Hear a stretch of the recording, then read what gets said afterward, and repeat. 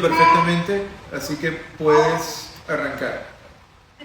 Perfecto, bueno, buenas noches. Antes que todo, estamos muy emocionadas y muy agradecidas por esta invitación que nos hacen desde la Sociedad Médica del Instituto Médico de la Floresta y en particular la doctora Carmen Clara Mantellini para que podamos presentar esta noche parte de los resultados de una encuesta latinoamericana que hicimos sobre menopausia y bienestar femenino. Gracias a ustedes, los doctores, también por permitirnos este webinar. Bueno, me presento, yo soy Mariana Caprile y junto a mi compañera Eva Blanco lideramos un proyecto que se llama Apenas 50, algunos años menos, varios más, cuyo objetivo principal es visibilizar el tema de la menopausia en cualquiera de sus etapas.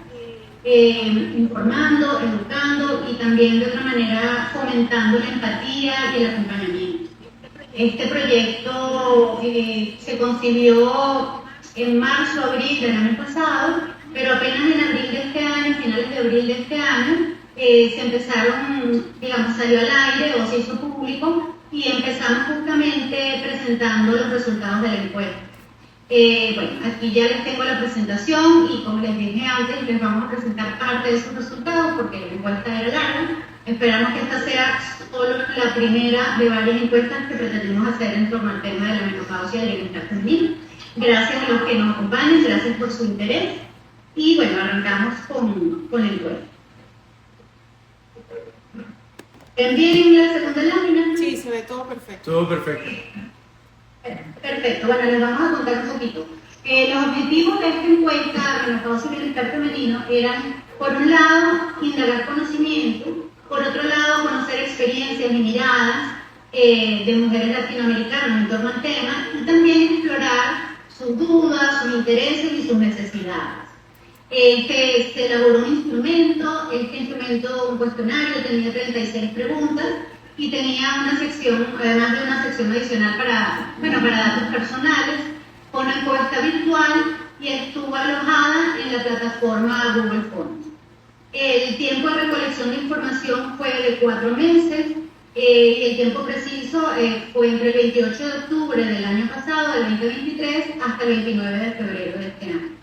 Y en esa encuesta participaron 455 mujeres latinoamericanas entre 30 y 85 años. La mayoría de ellas reside, vive y nació en Venezuela, Guatemala, Chile y Colombia, en ese orden.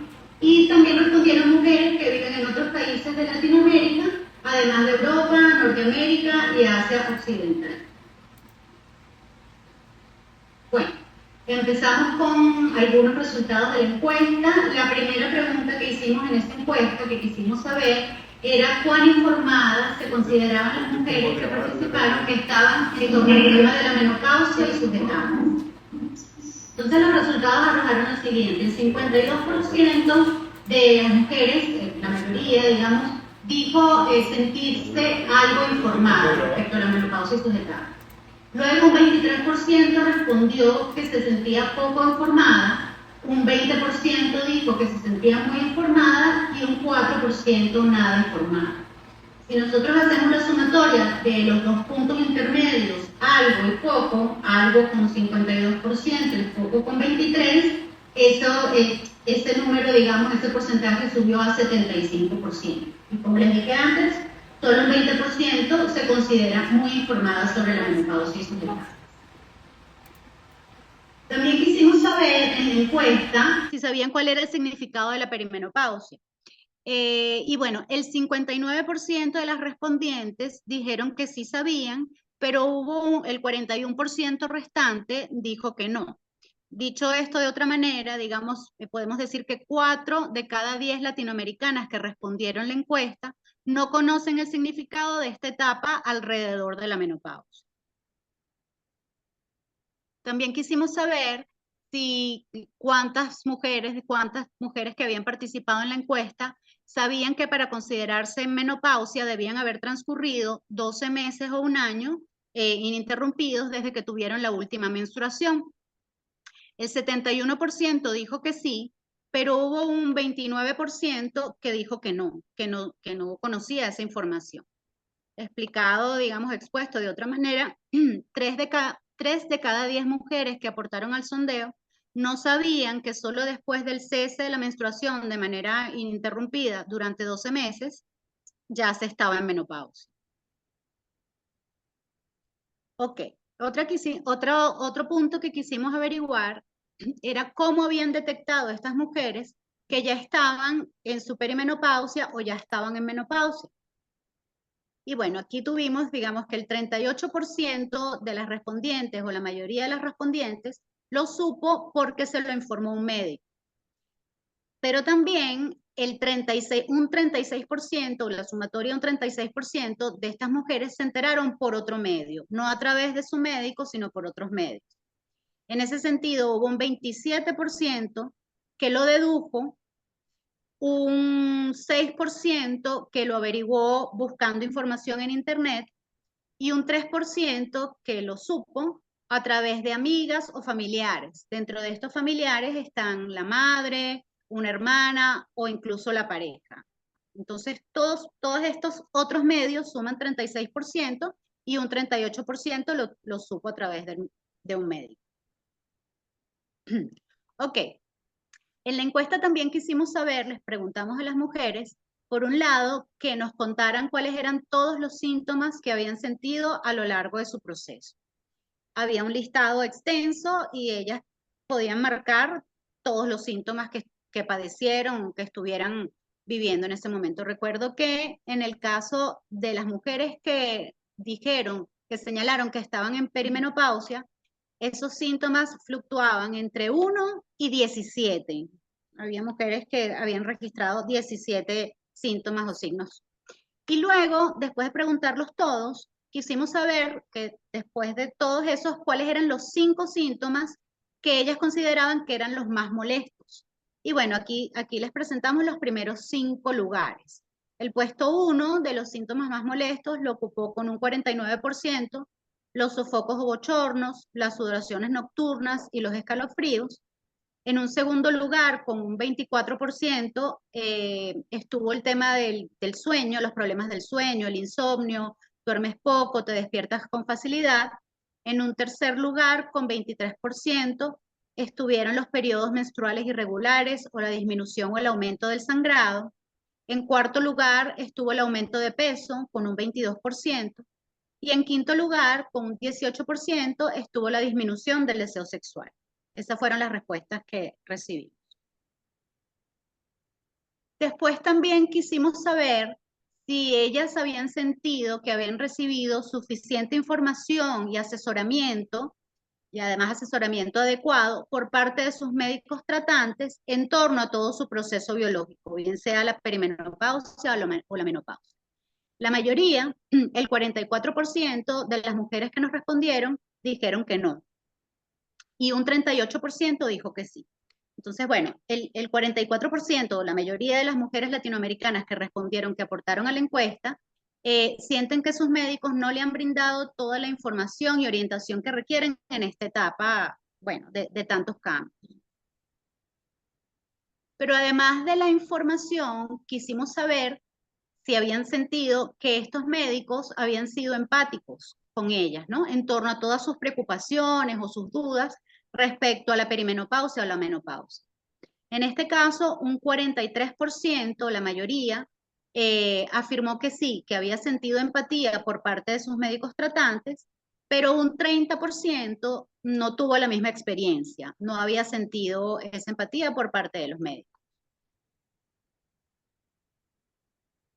Quisimos saber después también si ellas en todo este proceso se habían sentido solas o desorientadas, transitando bien sea la perimenopausia o la menopausia.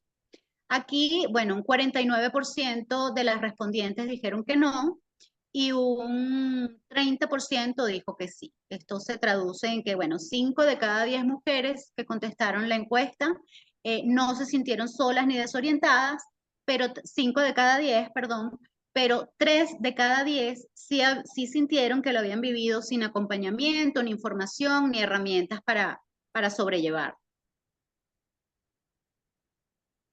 Ok, aquellas mujeres que nos habían respondido que no se habían sentido solas, quisimos saber quiénes las habían acompañado, por por qué personas se habían sentido acompañadas. Y bueno, un 26%, el 26% contestó que habían contado con la compañía de una amiga. El segundo lugar lo ocupó la pareja con un 17%.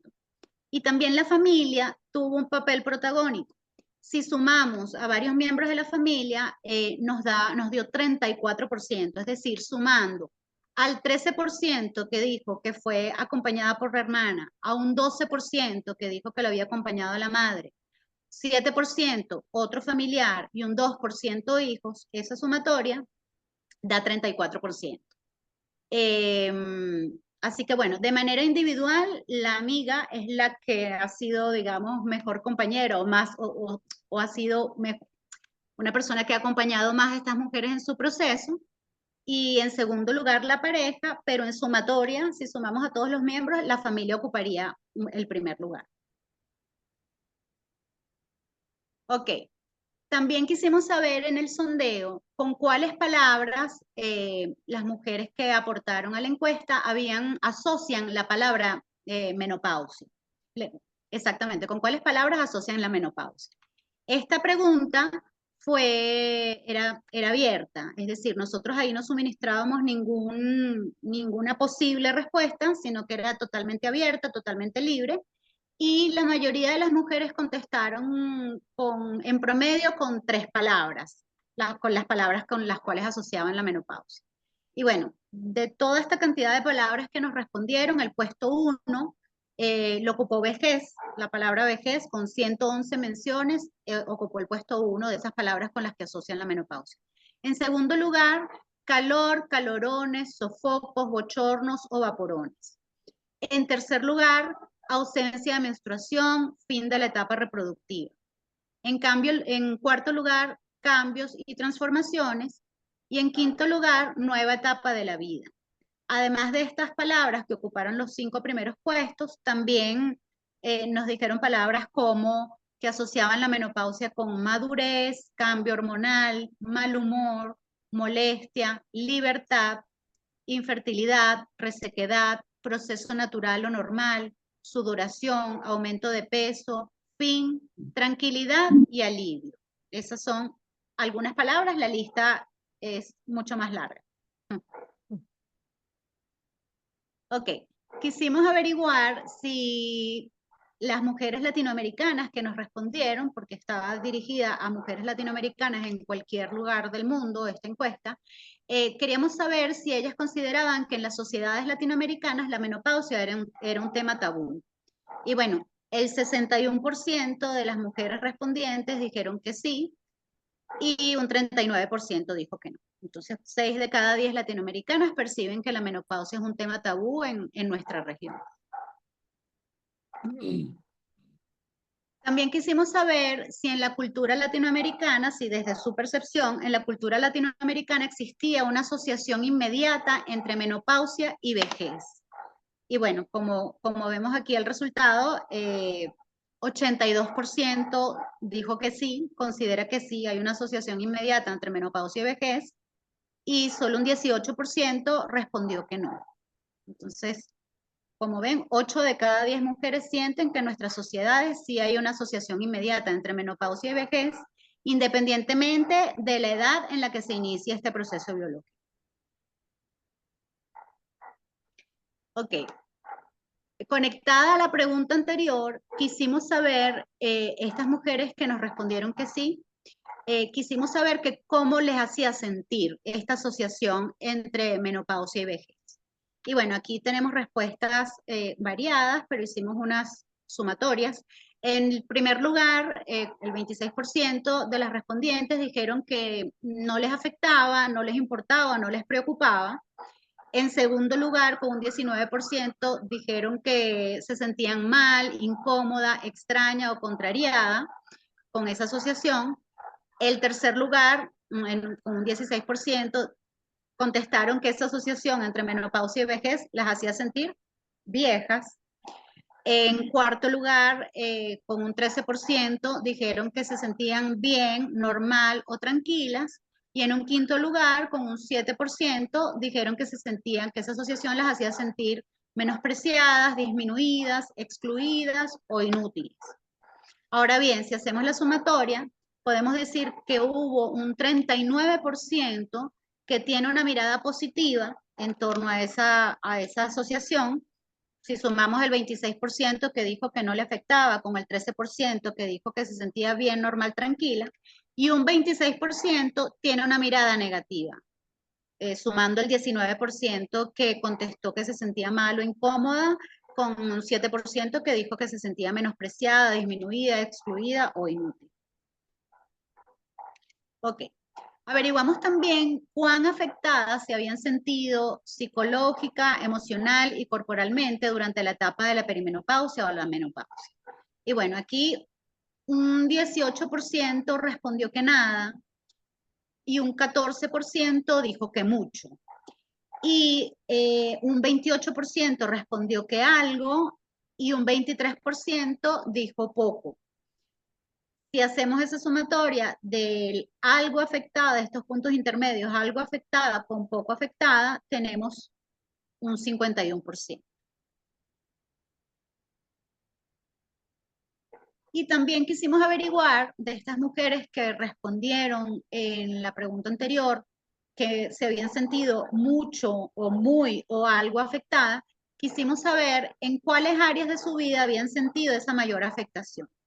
Y bueno, en el primer lugar, con un 58%, dicen que el área de mayor afectación es la física o la corporal. Un 26%, que es el segundo lugar, lo ocupó el área emocional. El área sexual ocupó el tercer lugar con un 25%. El cuarto lugar lo tuvo el área psicológica con 13% y el quinto lugar, el área social, con un 7%. Bueno, esas eran los resultados que los queríamos compartir hoy. Como les dije antes, son parte de los resultados de la encuesta. Y ahora les queremos compartir unos testimonios de las mujeres. A ver, estos testimonios emanaron no solo de las mujeres, las latinoamericanas que participaron en la encuesta, sino que previo a hacer esa encuesta, nosotros también recopilamos testimonios de mujeres latinoamericanas. Tenemos alrededor de 250 testimonios, muy diversos, y aquí les vamos a presentar solo 4. 4 testimonios. Bueno, Mercy, que es una venezolana de 53 años, venezolana en Venezuela de 53 años, nos dijo lo siguiente. La gente, por desconocimiento, no es capaz de comprender a una mujer que esté atravesando esta etapa. Simplemente creen que una se ha vuelto loca o que está deprimida sin razón aparente. Esa es la mirada de Mercy. Luego Connie, de 40 años, una chilena en Chile, nos dijo, nadie informa abiertamente acerca de la menopausia. No se habla en círculos abiertos, ni tampoco los temas que conlleva la maternidad. Muchas veces siento, en mi caso que tengo menopausia precoz, que si se habla, uno queda como estigmatizada. La normalización de este tema tabú evitaría que las mujeres que atraviesan por esto se sintieran igual de solas y desorientadas como me sentí yo en su minuto. Y vamos con los 2 últimos testimonios de Claudia, de 52 años, una guatemalteca en Guatemala. Dijo, estoy en la perimenopausia, aún menstruo de manera irregular y con menos flujo. Sin embargo, el tema del sueño ha sido un problema. No descanso lo suficiente. El insomnio, los sofocos y las palpitaciones me lo impiden, lo que hace que me mantenga cansada en el día.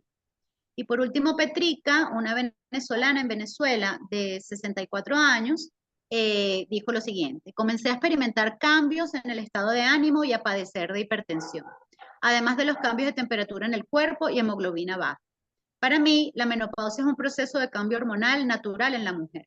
Sin embargo, socialmente hay una suerte de burla y descalificación hacia las mujeres que transitan esta etapa, incluso desde las propias mujeres. Bueno, vale decir que algunos de estos nombres son ficticios, se cambiaron a solicitud de las mujeres que nos dieron los testimonios. Y bueno, muchas gracias por su interés, muchas gracias por escucharnos. Hasta aquí nuestra presentación del día de hoy. Y bueno, nos pueden seguir si lo desean. Tenemos esta cuenta de Instagram, @apenas50_ y quien nos quiera escribir, nos puede escribir a través de nuestro correo proyectoapenas50@gmail.com. Muchas gracias. No, Licenciada Mariana, muchísimas gracias, en verdad. Interesantísimo la visión o escuchar cómo ven las mujeres en Latinoamérica su proceso de menopausia, porque Así es. allí era una encuesta planteada exclusivamente para mujeres latinoamericanas en perimenopausia o en edad ¿o no? o no, o menopausia. Interesantísimo, hay varias preguntas que al final pues podemos compartir. Y nada, ahora vamos a escuchar la disertación de la doctora Mantelini, que nos va a ahondar un poco más en el tema. Doctora, los Gracias. micrófonos son suyos. Quería aprovechar y darle las gracias a Mariana por compartir sus resultados.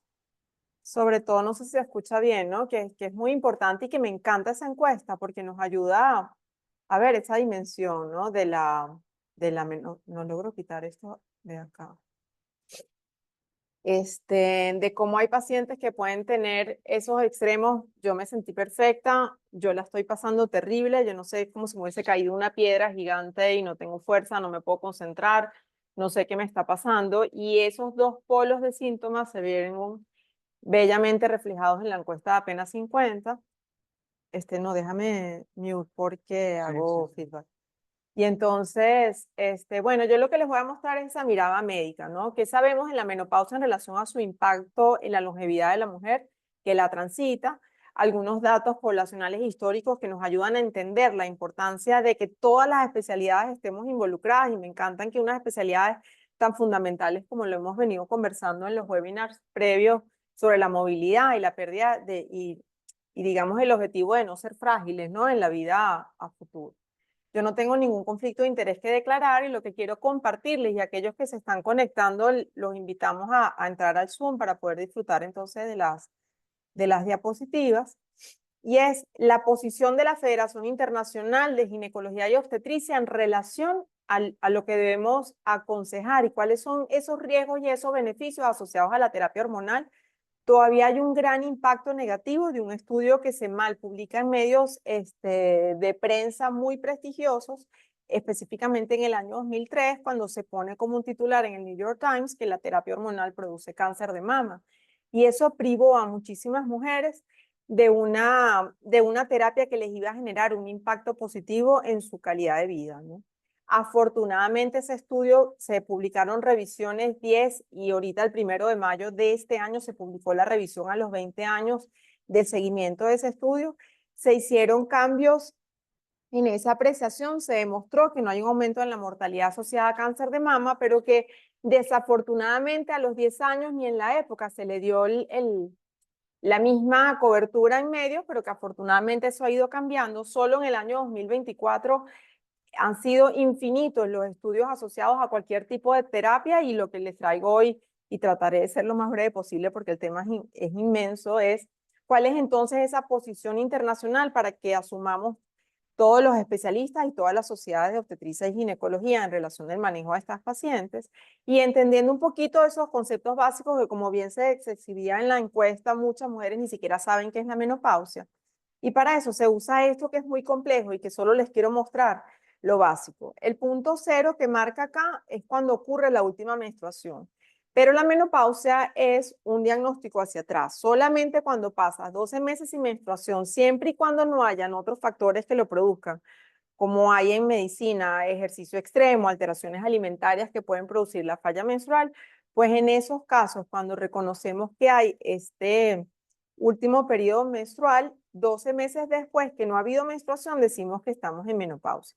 Pero para aquellos que puedan ver el gráfico, vemos este periodo variable en verde, que es esa ventana de oportunidad donde vamos a ofrecer a la paciente el mejor beneficio asociado a la terapia. Y seguimos adelante, porque no me quiero poner muy técnica porque agota. Entonces, ¿qué sabemos de la menopausia y desde esa posición de la Federación Internacional, que es la oportunidad perfecta para evaluar no solo física, sino emocionalmente a la mujer en áreas de identificar esos factores de riesgo que son modificables y que si no lo hacemos van a comprometer su salud a futuro? Hay síntomas tempranos y tardíos. Los tempranos están más asociados a esa variabilidad hormonal. Y como bien mencionaba Mariana, que son los mismos que expresan las pacientes cuando se le preguntan qué sienten, pues el síntoma vasomotor y esa sudoración que me va a despertar y que va a afectar la profundidad del Estoy en sueño. Que va a eso, afectar así que hay que aprender. ¿Quién habla? Las alteraciones del ánimo, porque no sabemos qué es primero, si la alteración del ánimo me hace sentir mal o esa alteración del sueño, esa falta de sueño profundo, esa falta de descanso, obviamente me va a poner irritable. Muchas pacientes refieren que les aparece un dolor de cabeza que son imposibles, que les afecta incluso su desempeño en el día, y la afección del desempeño cognitivo también. Hay pacientes que dicen, no me puedo concentrar, estoy procrastinando todo el día, no puedo cumplir con mis tareas cotidianas. Y las pacientes lo que buscan ayuda es, yo me quiero sentir como me venía sintiendo, yo no sé qué me está pasando. Los síntomas tardíos, cuando no hemos aprovechado esa ventana de oportunidad, vienen dados por cambios metabólicos básicamente, y es el famoso caucho, esa paciente que te dice, yo empecé a acumular grasa, yo sigo haciendo el mismo ejercicio, yo sigo comiendo lo mismo y empieza a aparecer una barriga que no sé qué hacer con ella.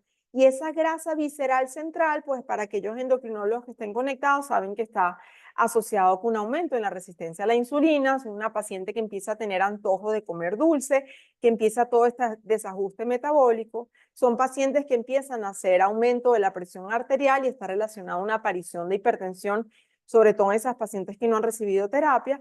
Y las alteraciones vasculares, a su vez, están asociadas con dolor en las relaciones, porque somos un todo, porque todos los órganos están interrelacionados y entonces también se va a producir atrofia urogenital. ¿Qué significa esto? En esa menopausia instalada es la paciente que tiene resequedad, que tiene infecciones urinarias a repetición, que no tolera las relaciones sexuales porque tiene muchísimo dolor.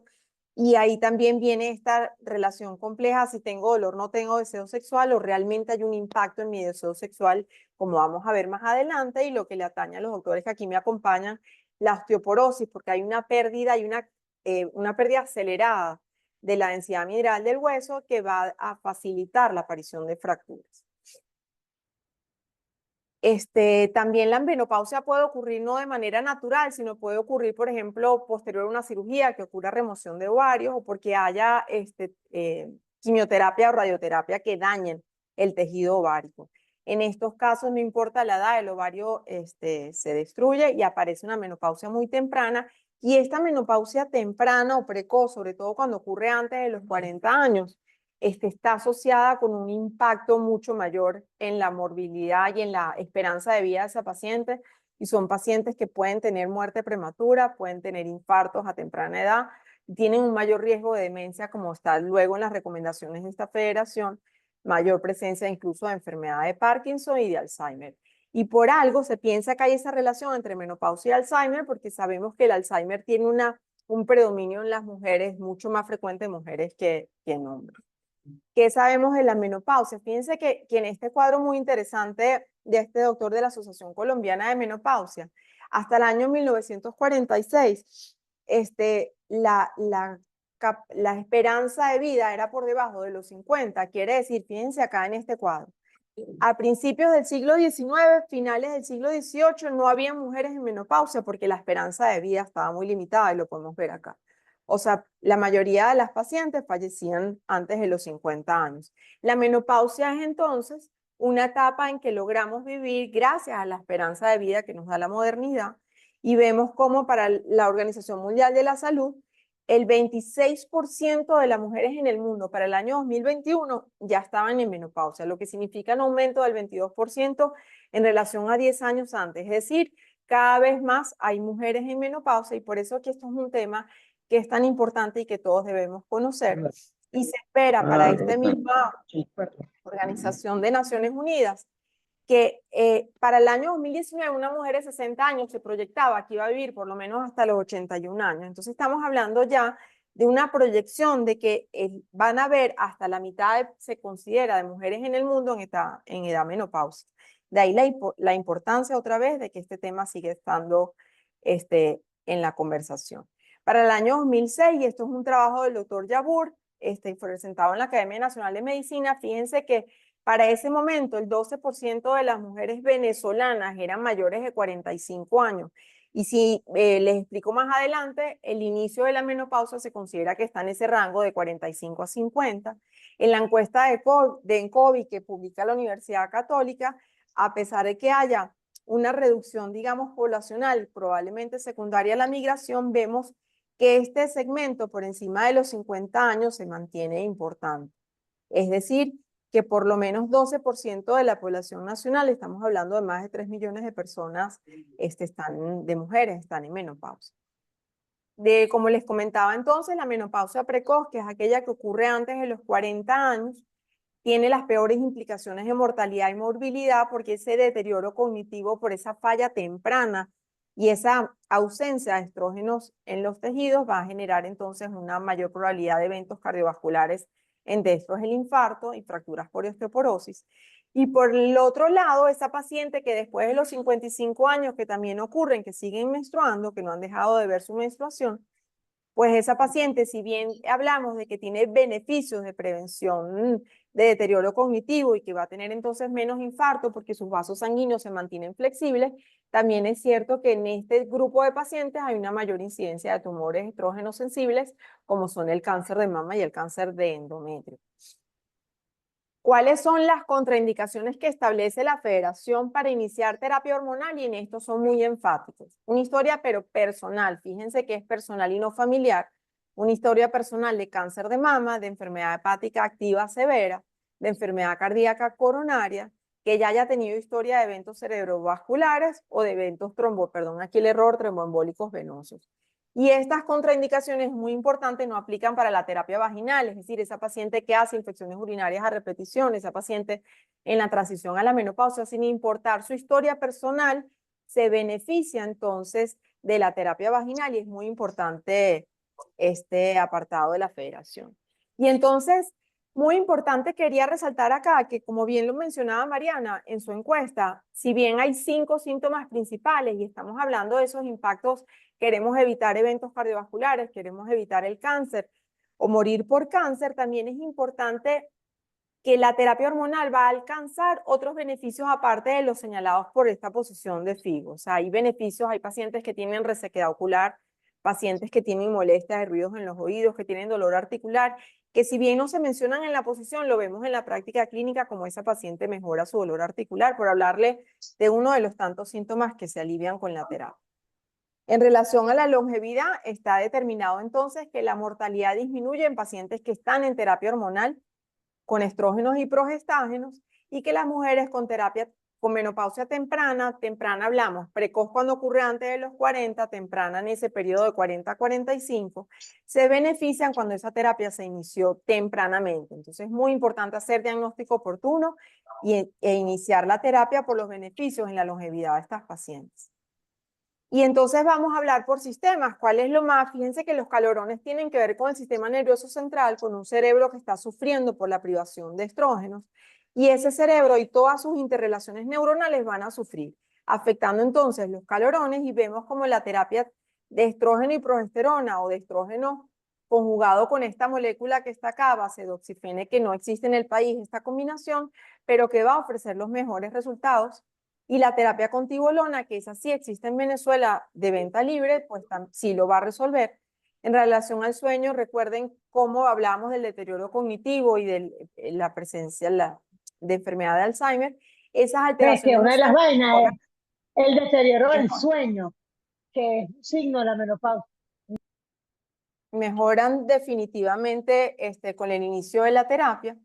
Y entonces se sabe además que viene más allá de que me quito el calorón y ya no me despierto. O sea, hay mecanismos de comunicación interneuronal que están beneficiados por el uso de la terapia y conocemos ya cómo estas hormonas, estrógenos y progestágenos, tienen receptores dentro del cerebro que participan en esta interrelación, en estos sistemas de GABA que bien comenzaba Luis en su exposición de dolor crónico y que la terapia hormonal entonces mejora estos circuitos interneuronales, mejora la calidad y la profundidad del sueño y también esta terapia que les comentaba de basedoxifene estrógenos combinados. En relación al ánimo y estado cognitivo, lo veíamos en la encuesta que por eso me encantó tanto, como son pacientes que están tristes, que no tienen energía, que no logran concentrarse y que incluso en mujeres de 75 años o más, fíjense la edad de la paciente, que recibieron en el pasado terapia combinada, o bien sea con estrógeno solo por larga duración, tuvieron mejor estado de desarrollo cognitivo y mejor estado en el momento que se hizo el estudio en relación a sus pares que nunca recibieron terapia hormonal, y que esos beneficios se mantuvieron en el tiempo. Por ejemplo, una paciente recibió 5 años, luego no la necesitó o no la quiso seguir recibiendo, y ese impacto cognitivo funcionó y siguió en el tiempo. El efecto mayor, como les venía comentando, ocurre en mujeres con menopausia quirúrgica o precoz, y que en esas pacientes con depresión clínica, pensar que el uso antidepresivo acompañado de la terapia hormonal tiene un efecto sinérgico, es decir, que van a combinarse el efecto de los dos con mejor respuesta al tratamiento. Y fíjense qué interesante, esas pacientes portadoras de la mutación que las pone en riesgo de Alzheimer, se ve que el estrógeno pudiera formar parte de una prevención primaria. Y a pesar de que, y esto es importante y responsable comentarlo, hay estudios en Finlandia que están siendo considerados incluso por otras sociedades a la hora de recomendar o no la terapia para el evento de prevenir demencia senil. La Federación Internacional considera que ese estudio fue sesgado, como fue esa primera interpretación del estudio WHI hace 20 años. Y que este estudio, si bien dice que la terapia hormonal se relaciona con más riesgo de demencia senil, ellos consideran que es un estudio que metodológicamente no puede ser tomado en cuenta.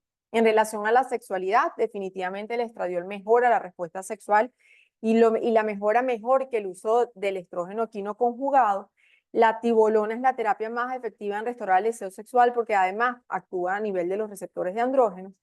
Y en esas mujeres que desarrollan trastorno del deseo sexual hipoactivo, que se considera que es esa paciente, además que a pesar de la terapia con estrógeno no responde, no recupera el deseo sexual, no recupera su respuesta, en ella la testosterona transdérmica se considera una terapia de opción, pero que con la precaución de que hasta la fecha los estudios no pasan más allá de 36 meses, que han demostrado que hay seguridad tanto de eventos cardiovasculares como de cáncer de mama en estas pacientes que reciben testosterona, pero la experiencia que tenemos es solo de 36 meses. En relación a la DEA, que es un andrógeno en tabletas que se consiguen sin prescripción, en venta libre en cualquier tienda de suplementos orales, es una alternativa y que ha sido estudiada por ejemplo, por el doctor Genazzani, que es uno de los que suscribe esta posición, y que la DEA se debe ir monitoreando y que en estas pacientes se ha visto que la toma del suplemento con DEA puede ayudarlas a sentirse mejor, a sentirse con más energía. Y la prasterona, que no es más que la DEA vaginal, es excelente en esas pacientes que tienen dolor con la relación, que tienen deseo, pero que cuando intentan iniciar la relación la detienen por el dolor. La prasterona en estas pacientes ha sido una herramienta realmente increíble y que uno lo nota en ellas en la consulta. Esa paciente que no lograba tener penetración y que lo logra una vez que inicia la terapia con prasterona. En relación al sistema cardiovascular, y esto es muy importante, ¿por qué? Porque sabemos que el estradiol, sobre todo cuando se usa por vía transdérmica, es decir, que el hígado no lo transforma, por ejemplo, en estrona, tiene los mayores beneficios porque previene ese endurecimiento de los vasos sanguíneos. Y entonces por eso es que dice aquí que sus beneficios van a depender del momento en el que se inicie, porque si yo espero que ocurran esos 10 años sin terapia hormonal, ese vaso ya se endureció, ya se formó esa placa y entonces no vamos a tener beneficio. Y por eso lo dice aquí, ¿no? En las mujeres que lo inician antes de los 60 años o en esa ventana, en esos 10 años después de esa última menstruación, y ellos lo denominan ventana de oportunidad, tienen menor riesgo de muerte por causas cardiovasculares e incluso menor riesgo de infarto. Este beneficio continúa aún a pesar de suspender la terapia porque evitó que sucedieran esos cambios de endurecimiento endotelial, pero ciertamente cuando ya ocurrieron esos cambios, es decir, cuando ya han transcurrido más de 10 años, pues al contrario, la terapia se convierte en un factor de riesgo para estos eventos. ¿Qué más en el sistema cardiovascular? Pues lo que les comentaba, la terapia con estradiol oral o transdérmico disminuye el riesgo, a diferencia de esos estrógenos conjugados equinos. El estradiol transdérmico no aumenta el riesgo de tromboembolismo venoso, a diferencia del estradiol oral, por esa conversión hepática estrógena, que la estrona tiene un efecto proinflamatorio a nivel celular. El progestágeno utilizado también afecta al riesgo trombótico. Entonces, cuando elegimos mezclas que tengan, en vez de progesterona natural, un progestágeno como el que mencionó acá en la diapositiva, para no hacerlo muy tedioso, ese progestágeno está asociado a un mayor riesgo trombótico, pero que siempre debemos personalizar porque y por lo menos no prolongar. La recomendación es si, por ejemplo, yo utilizo esa combinación de estradiol oral con noresteterona, pues no debe usarse por más de 5 años, porque así como este progestágeno aumenta el riesgo trombótico, vamos a ver en la próxima diapositiva que también aumenta el riesgo de cáncer de mama. La terapia transdérmica con estrógeno y progesterona o su derivado, la dihidrosterona, se prefiere en mujeres con riesgo aumentado tanto de eventos cardiovasculares como trombóticos. La tibolona no aumenta el riesgo de tromboembolismo venoso, pero sí de eventos cardiovasculares, cerebrovasculares, perdón, en mujeres mayores de 60 años. Entonces, fíjense cómo sabiendo y conociendo cada una de nuestras opciones, pues personalizamos y conversamos con cada una de las pacientes para entender de qué se puede beneficiar. En relación al sistema endocrino, lo que les comentaba previamente, se sabe que la menopausia produce un aumento de la grasa visceral, pero cuando iniciamos a tiempo la terapia hormonal, bien sea con estrógeno o con estrógeno-progesterona, mejoramos entonces esa resistencia a la insulina y disminuyen esas tendencias a la progresión a diabetes mellitus en la paciente posmenopáusica. La tibolona reduce la sensibilidad por el contrario de la insulina, entonces fíjense que hay que ir balanceando, bueno, no tengo deseo sexual, pero no quiero engordar, entonces, ¿cuál pudiera ser mi opción? Y eso es lo bonito, pues, de la conversación con la paciente en consulta.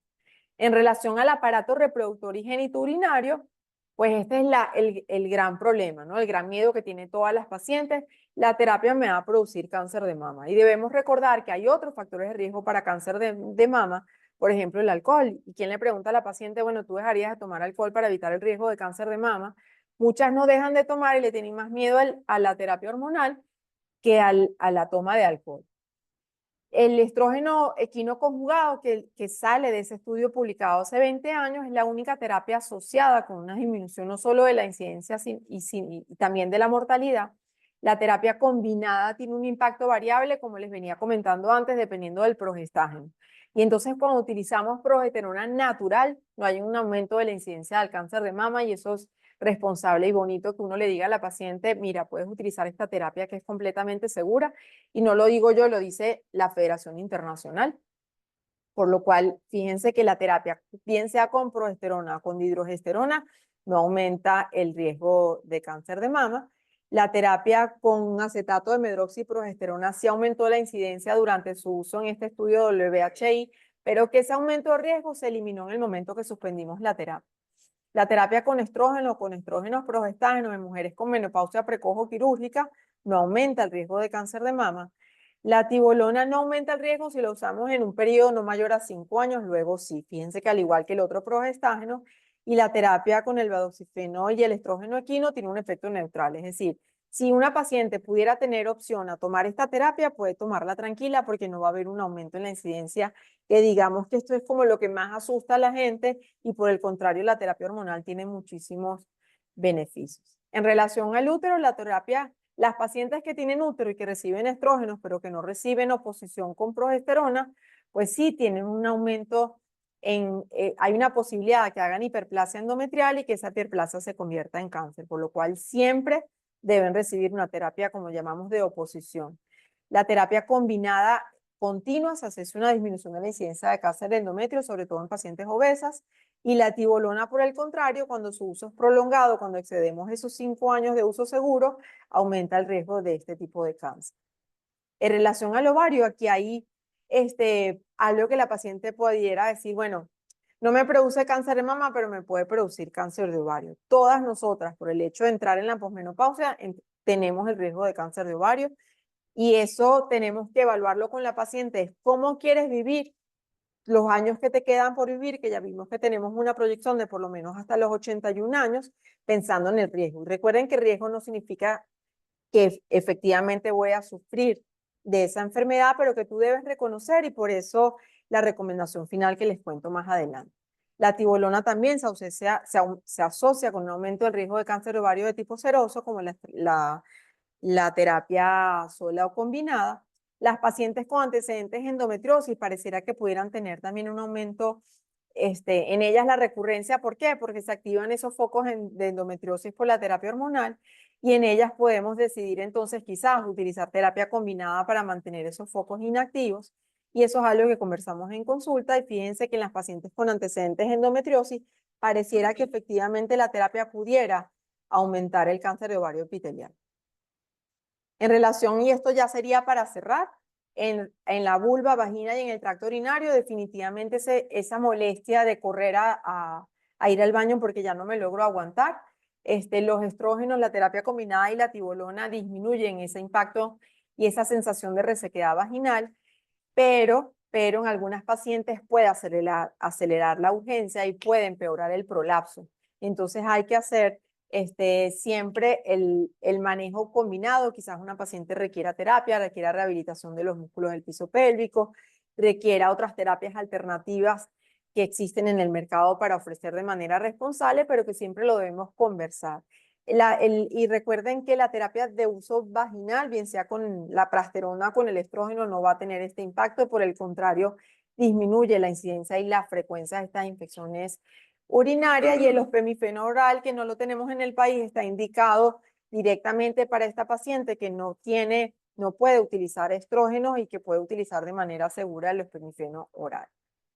En el sistema gastrointestinal, y miren de cierre qué bonito, la terapia, cualquiera de las terapias hormonales en la menopausia disminuye la incidencia del cáncer colorectal, y se cree que esto es un tema pues mucho más complejo en su efecto positivo. Y lo que les mencionaba, estos son impactos en cuánto tiempo voy a vivir y con qué calidad voy a vivir, pero además que la terapia hormonal mejora la microbiota, que cada vez lo escuchamos más, como la microbiota es indispensable para la salud bucal, para la prevención de enfermedades, ¿no? Incluso para la fertilidad. En esta etapa de la vida, la fertilidad no me interesa, pero sí me interesa disminuir, por ejemplo, el cáncer de colon, que tiene ese pico en esta etapa de la vida. ¿Cuál es el seguimiento? Una vez que la paciente decide que, bueno, si yo quiero optar a la terapia hormonal, o porque estoy en este grupo que mencionaba Mariana en su encuesta, 1 de cada 10 mujeres tiene una transición tan terrible, tan difícil, que requiere, para seguir funcionando así como suena, la terapia hormonal, pues esa es una paciente que se compromete a venir cada año a su control.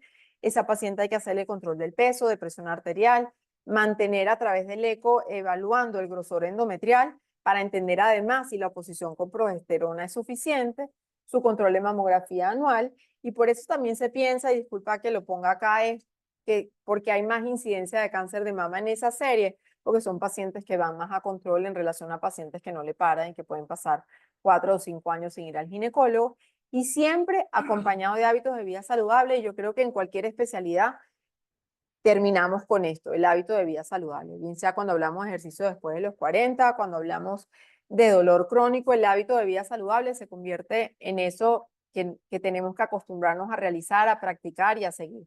Como es una dieta baja en carbohidratos, baja en ultra refinados, sobre todo en el tipo de carbohidratos. Tener un consumo de alcohol moderado, consideramos incluso en obstetricia que no hay cantidad de alcohol segura, y entonces pues el alcohol definitivamente hay que moderarlo, y las actividades culturales y sobre todo al aire libre, porque van a permitir entonces esa socialización y ese mantenimiento de las actividades cognitivas. La salud reproductiva es una prioridad global, dado el rol que aún ocupa la mujer en la familia y en la sociedad, y así lo expone esta federación. Y los que le comentaba, cada vez habemos más mujeres en esta etapa de la vida. El tipo y duración de la terapia hormonal, y muy importante lo de la duración, ya no hay una duración estricta de solo 1, 2 o 5 años. La duración debe decidirse en relación con los riesgos y beneficios de cada paciente, de sus características físicas, de su estado de salud. Fíjense todos los riesgos que hay en relación a un estado de salud u otro, y deben siempre prevalecer los beneficios a los riesgos. La mujer menopáusica requiere controles regulares de su estado de salud, como ya lo habíamos mencionado. Bueno, eso es todo. No sé si... Mira, qué clase magistral nos acaba de dar la doctora Mantellini, un tema que definitivamente tiene muchísimo más Señora Lisbeth, ¿cómo sabe? para aportar. Me llama mucho la atención con respecto a la encuesta que ¿Cómo saco la nos mostró la licenciada Mariana, y me gustaría modelo de que compartir? ella ¿Ahí? nos ¿No dejo de compartir? ayudara. A ver, stop share abajo. Ah, ya lo vi, ya lo vi, ya lo vi. Exacto. Perdón. Que la licenciada Mariana, no sé dónde tengo el micrófono de ella. Por aquí La tocas. estoy, Ah, perfecto. Hola, ¿cómo estás? escucho Sí, y veo y todo. Aquí estoy. perfecto. Mira, les decía que me llama mucho la atención que las mujeres encuestadas, 3 minutos. como muestra de mujeres en Latinoamérica, sienten que la menopausia es sinónimo de vejez. Si vamos a la expectativa de vida de mujeres en Latinoamérica, está por encima de los 80 años. Creo que el último reporte es 88 años de expectativa de vida en mujeres en Latinoamérica. Correcto. 45, 50 años está muy alejado de la vejez. ¿Por qué hay esa percepción? Es algo cultural, es algo psicológico, es algo que ha venido de generación en generación, desde aquella vez, desde aquella época en la que las mujeres su expectativa de vida eran 50 años, en los años 20 o qué sé yo. Ahora, ¿por qué se asocia menopausia con vejez? No sé si Mariana quieras responder o quieres que, o sea, definitivamente es uno porque ya no puedo tener hijos y si es una cultura en relación a la mujer joven que me puede dar hijos, pues definitivamente esa mujer se siente que ya no sirve, que ya no es necesaria. Si lo acompañamos a una falta de educación donde esa mujer no sabía que recibiendo terapia le va a dejar de doler, que recibiendo terapia va a mantener el deseo sexual, pues encontramos que la pareja no se siente acompañado con su esposa, no siente que puedan tener relaciones y hay ese estigma de que, bueno, me va a dejar y va a estar con una mujer más joven, y de ahí que ella se conecta con vejez, ¿no? Pero porque no hubo ese acompañamiento, no hubo ese entendimiento tanto del hombre como de ella de que podían tener ayuda, pero ojo, vimos en la gráfica que no todas las mujeres pasan por la misma transición. O sea, hay mujeres que no tienen resequedad, que no tienen pérdida del deseo, pero hablamos de esa mujer muy sintomática que quizás se sintió abandonada o se vio desplazada por esos síntomas no atendidos. Correcto, correcto. Por aquí nos pregunta la doctora Andreina Llanes, a propósito de la sintomatología, ¿cómo identificar si los síntomas son realmente perimenopausia o es alguna otra cosa? Fíjate, Andreina, lo pudiéramos hacer desde el punto de vista objetivo, con mediciones en sangre, pero si viene en la transición a la menopausia, no sé si viste el gráfico, esa transición puede arrancar 10 años antes, que el ovario empieza a hacer síntomas muy tempranos, muy leves. Uno lo puede ver en consulta, por ejemplo, porque la vagina empieza a perder sus pliegues, porque los labios vulvares empiezan a adelgazarse un poquito. Hay pacientes que empiezan a tener tempranamente como que un desgaste muy rápido de sus articulaciones y tú empiezas a verlo en retrospectiva y son pacientes que tempranamente te estaban dando esos signos de desgaste, ayúdame el término traumatológico, pero hay como un desgaste muy temprano y ustedes lo pueden ver que hay unas pacientes, digamos, que tienen una calidad, por llamarlo así, diferente a otras, que quizás eran síntomas tempranos de esa caída del estrógeno y no necesariamente se evidencia en una pérdida de ciclo. O sea, es una paciente que tiene sus ciclos regulares porque el ovario todavía logra producir hormona para que venga la menstruación, pero que ahí empiezan, o sea, no hay una concentración suficiente para mantener, digamos, todo el ecosistema funcionando. Entonces yo te decía, Andreina, en la conversación en consulta, en la evaluación de estas cosas que uno va viendo muy puntuales en el aparato reproductor, que es como el más sensible, pero incluso cerebralmente, hay pacientes jóvenes, y te lo digo que me llegó una paciente el día de ayer. Doctora, yo me estoy despertando en la noche, no tiene calorones, pero ella se despierta con una sensación de pánico. Ya están ocurriendo cambios en su sueño que si no lo identificas, pues son cambios tempranos de una caída de estrógeno y de un cerebro que está sufriendo por una caída de estrógeno y es una paciente que está viendo sus ciclos todos los días. O el caso del psiquiatra que se da cuenta que su paciente deprimida deja de responder a las dosis habituales y dice, oye, yo quiero que te vea la ginecólogo y esa paciente le combina estrógeno y vuelve a responder a su terapia antidepresiva. Entonces, vamos entendiendo afortunadamente para las mujeres que tenemos la oportunidad de vivir en esta época, vamos entendiendo tempranamente cómo el estrógeno tiene un impacto en el cuerpo de nosotras, que nuestro cuerpo fue desarrollado. Entonces, hay receptores para estrógeno y progesterona absolutamente en todos los sistemas y eso debe tener una función. O sea, eso no es fortuito. Me gustaría aprovechar ya que tenemos como moderador a nuestro colega traumatólogo, ¿qué tan frecuente muchas veces esos mitos que hay alrededor que la mujer posmenopáusica tiene mayor tasa de probabilidades de fracturarse más fácilmente? Ya lo decía la doctora Mantenini con respecto respecto a la relación de masa ósea, masa muscular, pero realmente desde el punto de vista para ese miedo, esa cinesiofobia con respecto al movimiento de la mujer por encima de la etapa postmenopáusica, después de los 65 años, ¿qué tan frecuente es? Es decir, por ser postmenopáusica hay más posibilidades de que se fracture. A ver, no. No, y esto es a ver, un no rotundo, por supuesto. La disminución de estrógenos y de actividad hormonal en las mujeres, pues hace que sea más frecuente todo el tema de osteopenia, osteoporosis, pero no necesariamente tiene que estar asociado con la menopausia. Vemos que al final de la vida las probabilidades de una fractura son iguales en hombres que en mujeres. Más bien la disminución de la mineralidad ósea se asocia más a una falta de movilidad y es un asunto multifactorial Correcto. más que de solamente la menopausia. Efectivamente, hay un aumento del riesgo de fracturas después de cierta edad, tanto en mujeres como en hombres, pero esto no es relacionado directamente con la menopausia y disminuye considerablemente en pacientes que han recibido terapia de reemplazo y que han sido controladas, llevadas y bien manejadas por parte de un equipo multidisciplinario, no solamente de su amiga, como veíamos en la encuesta, no solamente el apoyo de su familia, sino que es necesario conversarlo con médicos especialistas, hacerse sus seguimientos y hacerse controles de densitometría ósea, hormonales y recibir terapia de reemplazo. No, y lo que hemos venido hablando en todos los webinars, ¿no? El movimiento, el mantener la masa muscular que se pierde, sino no sirve solo darle el parche de estrógeno o que se tome la progesterona, eso debe ir acompañado, como bien lo decía una de las láminas finales, con ejercicio, con trabajo de resistencia, como lo hemos hablado en otras oportunidades, con una alimentación saludable y balanceada. Claro, esto me parece interesante porque un equipo multidisciplinario y transdisciplinario, todos deberíamos manejar términos, ¿verdad?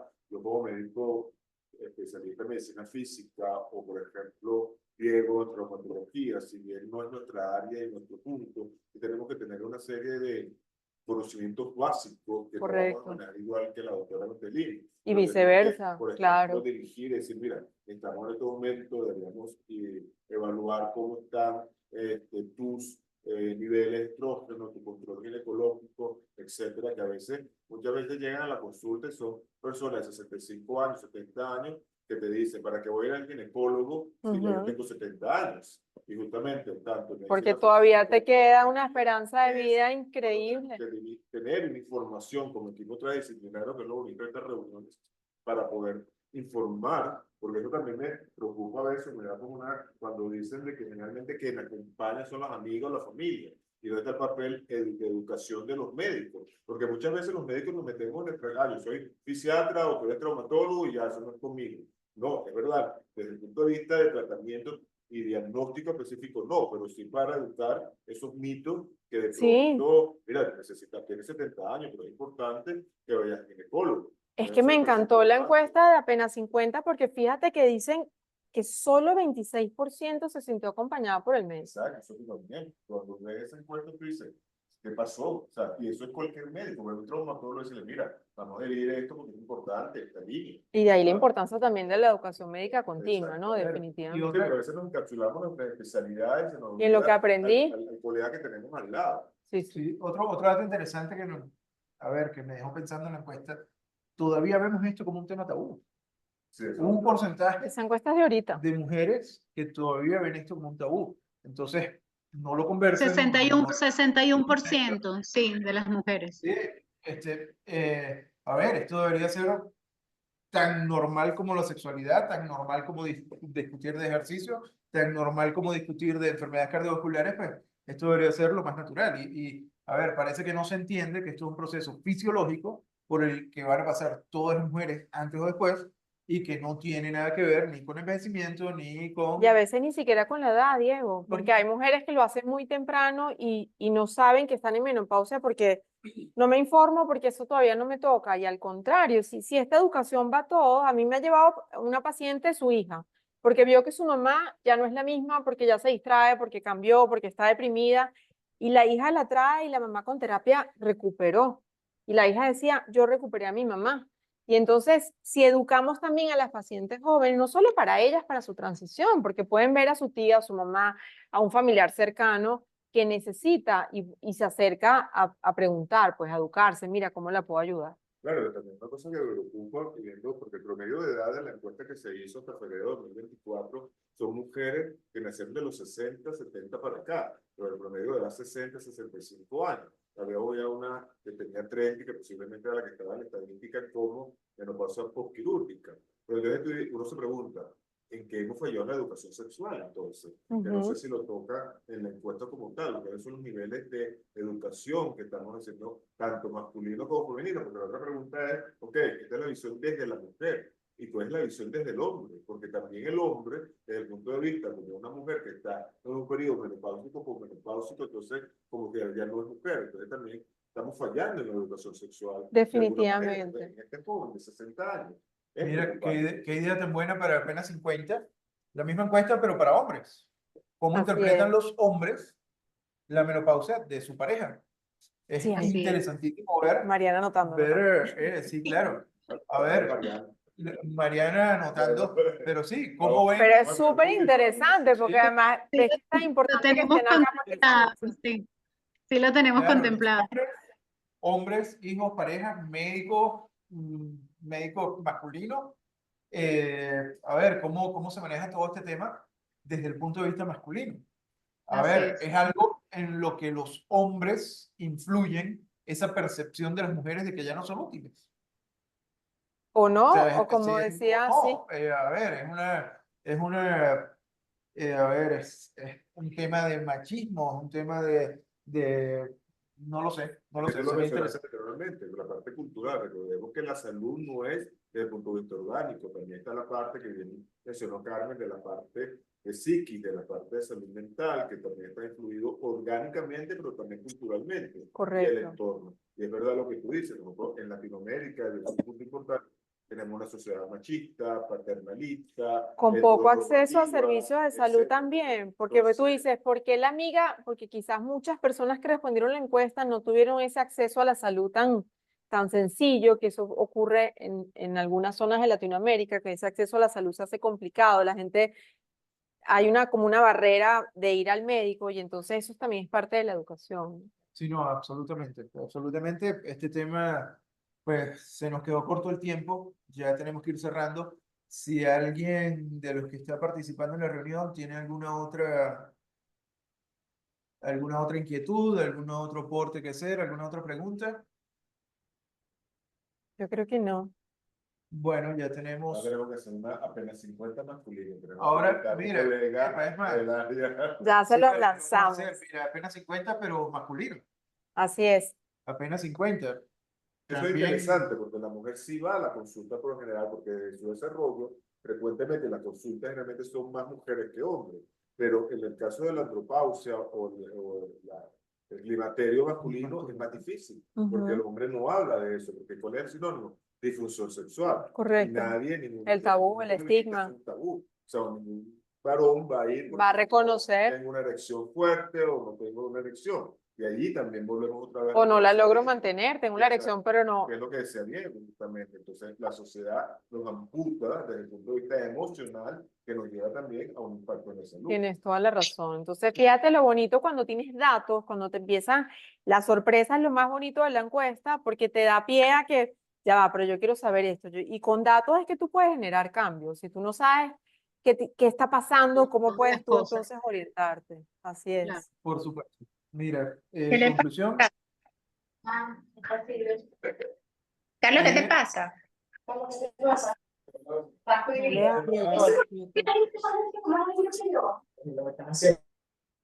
Y quítale, Ok. ábrale a Mariana otra vez. Ajá, Mariana, los micrófonos Ya, abiertos. tócala ya. Aquí estoy, los escucho, ¿me escuchan? Perfecto, sí, Sí, sí, sí, sí. sí. Mira, a ver. Bueno, palabra justamente, final. perdón, por eso comentamos al inicio de la presentación que esta encuesta que les estábamos presentando hoy de menopausia y bienestar femenino, esperábamos que fuera la primera de varias.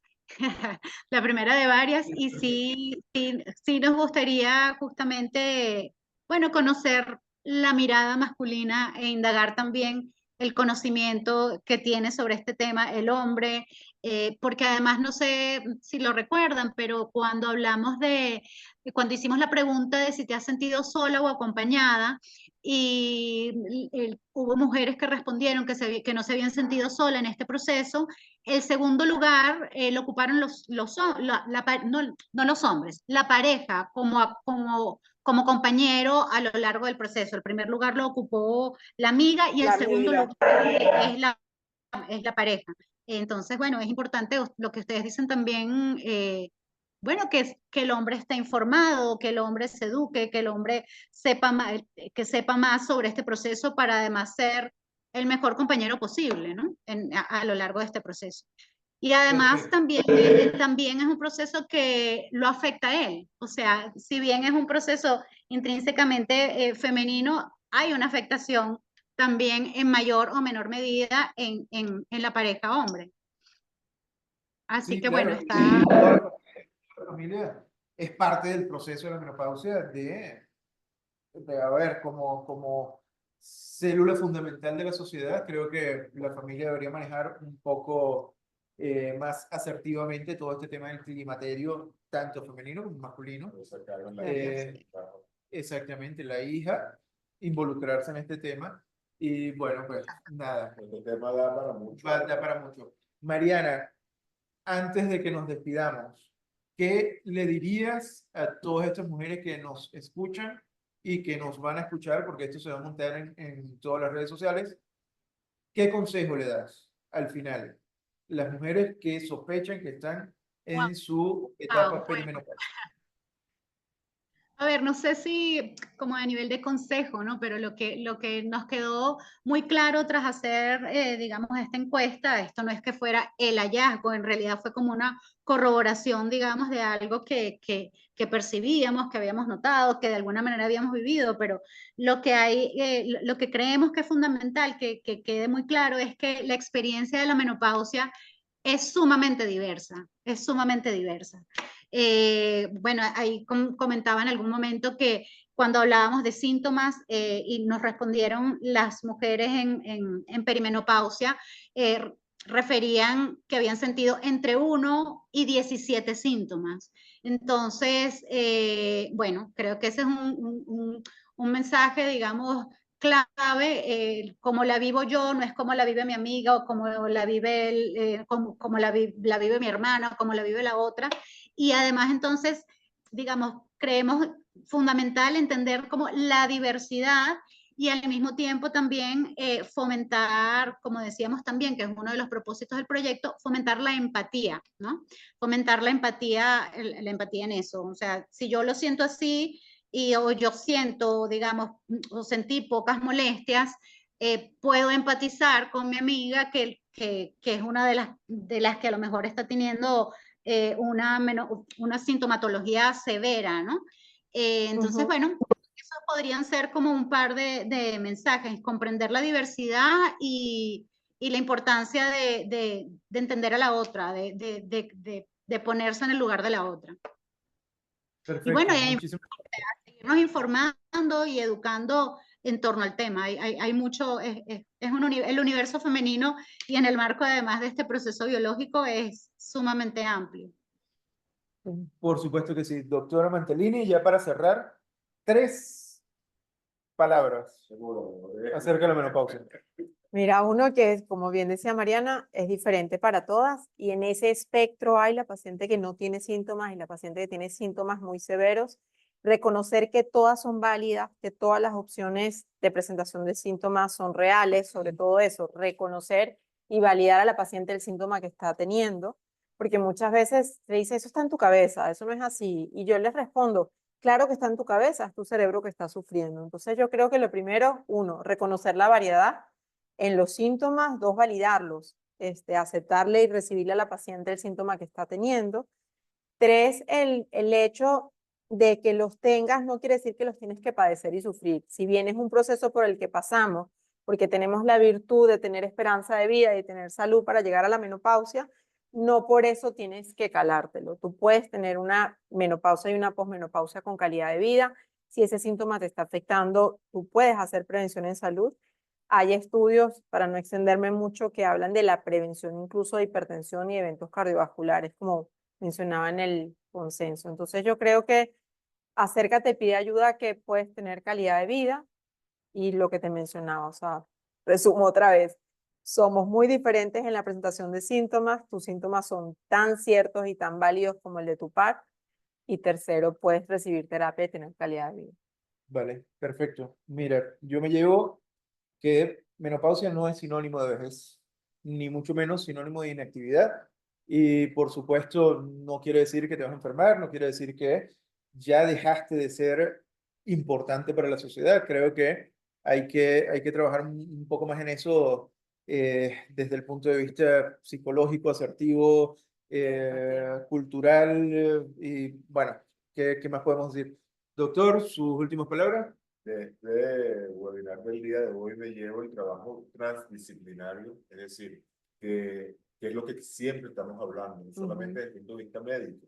Tenemos una licenciada en comunicación social interesada en lo que es salud y siempre entendemos salud como un concepto donde tenemos no solamente que entender lo orgánico, que también es la parte nuestra, sino también la parte mental, psiquis, es decir, nuestras emociones, porque mucho de lo que se abrió en encuesta es sobre la emocionalidad en un periodo de la vida que a veces no hablamos, sino que hablamos solamente hacia el diagnóstico clínico y se nos olvida que el diagnóstico clínico también tiene que tocar a la persona, no a un paciente, sino a una persona en su contexto, en su ambiente, para la participación, la integración social.